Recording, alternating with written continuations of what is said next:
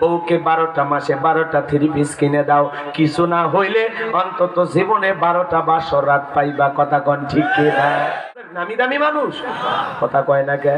যারা মাদক সেবন করে সে ভালো বাবা হতে পারে না, ভালো স্বামী হতে পারে না, ভালো সন্তান হতে পারে না।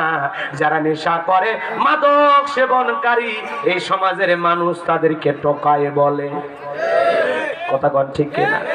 যুবক রে, তোদের পায়ে হাত দিয়ে অনুরোধ করি, ওই মাদক না খেয়ে ওই টাকাটা জমায়া যদি বউকে 12টা মাসে 12টা 3 পিস কিনে দাও, কিছু না হইলে অন্তত জীবনে 12টা বাসর রাত পাইবা। কথা কোন ঠিক কিনা?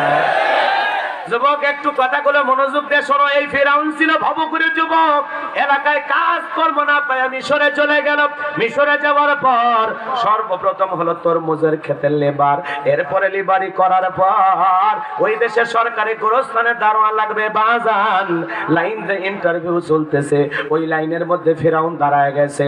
এইবার যখন ফিরাউনের ইন্টারভিউয়ের পালা, ডেকে বলে বাদশাহ আপনার চাইতে ভালো মানুষ নাই, অনেক গুণগান আপনার শুনেছি, আপনার দিলটা বড় উদার, আপনি যদি দয়া করে চাকরিটা দেন সারা জীবন আপনার প্রতি কৃতজ্ঞ থাকবো। এমন ভাবে বাদশার সামনে কথাগুলো উপস্থাপন করেছেন। বাদশার শুনে দয়া লাগে গেছে, মায়া লাগে গেছে। বাদশা তখন ডেকে বলে ইন্টারভিউ বন্ধ করো, এই কাবুজ নামের ছেলেটাকে মিশরের সরকারি গোরস্থানের দারোয়ানের চাকরি দেওয়া হলো। এইবার বাজানো আমার কথা আছে দুষ্ট লোকের মিষ্টি কথা। এইবার চাকরি পাওয়ার পর মিশরের সরকারি গোরস্থানের দারোয়ান হওয়ার পর চিন্তা করলো বাদশা মাসে মাসে বেতন দিবে, ঠিক আছে, কিন্তু এই বেতন দিয়ে চলবে না।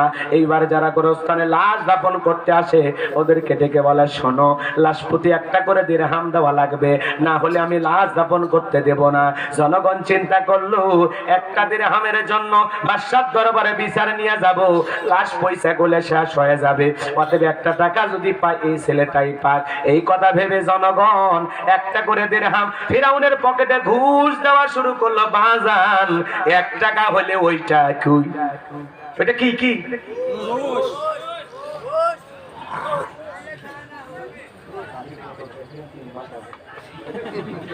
রাগ করছেন মনে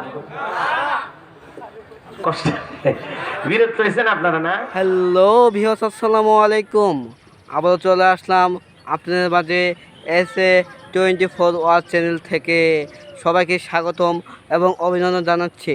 আপনারা যারা যারা আমার এই চ্যানেলের ওয়াচ ভিডিও প্রতিদিন দেখে থাকেন তাদেরকে শুভকামনা ও অভিনন্দন, এবং এই চ্যানেলটি এর পাশে থাকবেন সব সময়, এবং এই চ্যানেলটি এখন থেকে সবাই সাবস্ক্রাইব করে রাখবেন এবং চ্যানেলকে লাইক কমেন্ট শেয়ার করে পাশে থাকবেন।